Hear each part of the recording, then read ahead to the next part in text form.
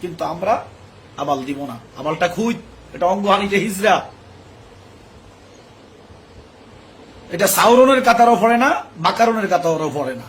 শিং একটু ভাঙা গেলে খুঁজ, লেজ একটু কাটা গেলে খুঁজ, এরপরে হাল চাষ করতে পিঠে দিয়া খাল উঠে গেছে এটা খুঁজ। জাতির উদ্দেশ্যে বলবো, এটা যে অন্ডকোষ কেটে এটা বেডারে হিজরা বানাই দিছে, হে জাতি মুসলমান জাতি, এটা কি খুঁজ নয়?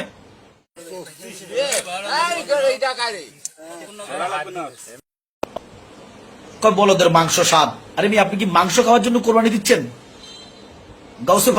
গাউসে সাকালেন বলেছেন পশু পাখির আন্ডা কাটাই হারাম।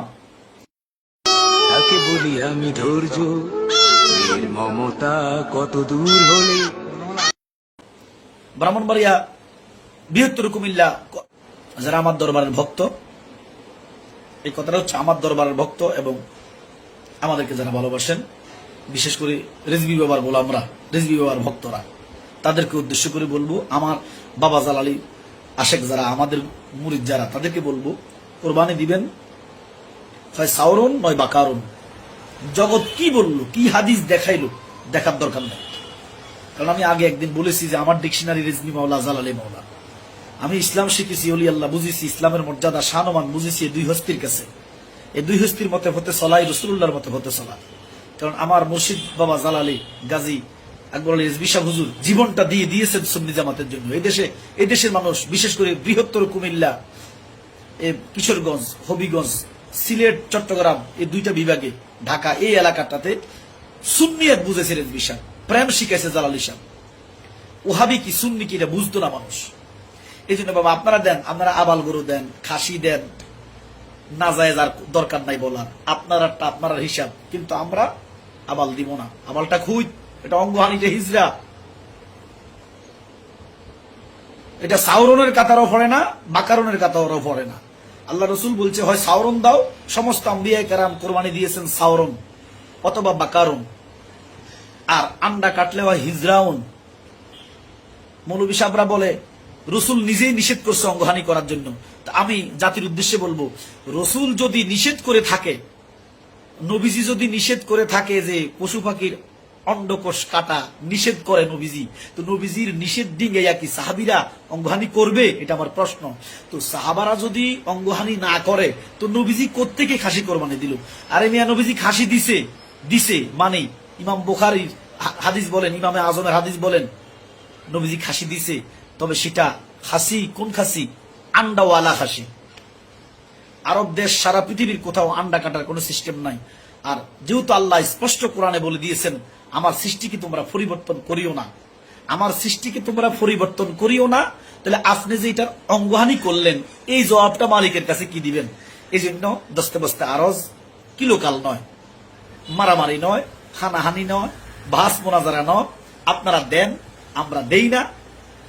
আমাদের কাছে মনে হয় অঙ্গহানি, আন্ডা কাটলে শিং একটু ভাঙা গেলে খুঁজ, লেজ একটু কাটা গেলে খুঁজ, এরপরে হাল চাষ করতে পিঠে দিয়া খাল উঠে গেছে এটা খুঁজ।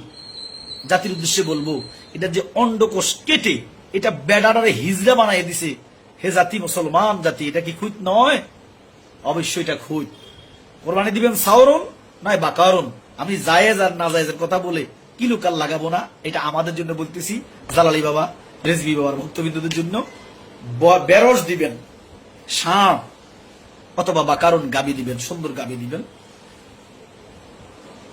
বলদের মাংস স্বাদ। আরে আপনি কি মাংস খাওয়ার জন্য কোরবানি দিচ্ছেন? গাউসে সাকালেন বলেছেন পশু পাখির আন্ডা কাটাই হারাম। ব্রাহ্মণবাড়িয়া, বৃহত্তর কুমিল্লা, ব্রাহ্মণবাড়িয়ার সতরার প্রফেসর আল্লামা আব্দুল খালেক সাহেব রহমতুল্লাহ আলাই কুতুবুল ইরশাদ, ওনার কিতাবে লিখছেন গরু ছাগলের আন্ডা কাটাই হারাম। তাইলে বাবা আউলিয়া কেরাম তো এই মতেই আন্ডা কাটা এগুলা বিয়ে সাথে খান, অনুষ্ঠানে জবাই করে খান। কুরবানির জন্য একটা শর্ত আছে, সেহেতু বাকারুন দিবেন না সাউরেন দিবেন, হয় ষাঁড় দিবেন নয় গাবি দিবেন। এটা হচ্ছে আমার দরবারের ভক্তবিন্দুদের জন্য, আমি কিলোকাল লাগাবার জন্য বলতেছি না। মুফতি সাহেব ফতুয়া দিলেন, নবীজি নিষেধ করছে অঙ্গহানি করার জন্য। আরে মিয়া, তো নবী যদি নিষেধ করে থাকে, তো সাহাবিরা কি নবীর নিষেধ ডিঙ্গাইয়া অঙ্গহানি করবে? তো অঙ্গহানি না করলে নবীজি ভাইলো কোত্থেকে আন্ডা কাটা বলদ, আন্ডা কাটা ষাঁড়, আন্ডা কাটা ছাগল? এগুলা ভারতে, পাকিস্তান, বাংলাদেশে এই অঙ্গহানিগুলার করার সিস্টেম পৃথিবীর কোথাও সিস্টেম নাই। এটা গেল কোরবানির কথা। আলহামদুলিল্লাহ, নবীজি বলেছেন আখলিস দীনিকা ইয়াকফিকাল আমালুল কালিল। ইমানদারের জন্য, খাঁটি পাগলদের জন্য গাট্টি গাট্টি গাট্টি আমল লাগবে না। আখলিস দীনিকা ইয়াকফিকাল আমালুল কালিল, ইমান পরিপূর্ণ করে সুন্দর একটু ফজিলতপূর্ণ একটু আমল ইমানদার ফারের জন্য যথেষ্ট। এই জন্য নবীজি ছাড়া ইমান নাই, নবীজি ছাড়া ইসলাম নাই, নবীজি ছাড়া আমল নাই, নবীজি ছাড়া কোরআন নাই, নবীজি ছাড়া আল্লাহ নাই। নবীজির বাদ দিলে আল্লাহ ভাইবেন? প্রশ্নে আসে না। আল্লাহ হাবিবের গোলামি করেন।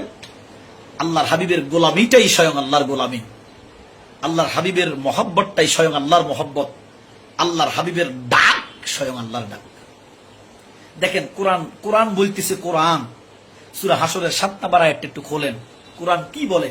কোরআন বলে যে আমি কোরআন যা দিছি তোমরা তা গ্রহণ করো না। কোরআন এ কথা বলে না। কোরআন বলতেছেন স্বয়ং কোরআন আল্লাহ। আল্লাহ বলতেছেন আমার রসুল যা বলেছেন তা তোমরা গ্রহণ করো, আমার রসুল যা বলেছেন তা তোমরা বর্জন করো।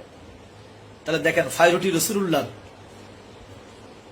ইমানানো নূর নবীকে মানার মতো মানো, ইমানানো ওরে নূর নবীকে মানার মতো মানো। নবীজি ইমানের মূল, নবীজি ইসলামের মূল, নবীজি আমলের মূল।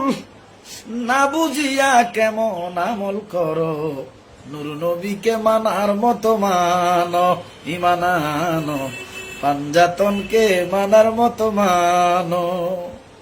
এখন পাঞ্জাতন বললে কো শিয়া, খবিশের গোষ্ঠী খবিশ।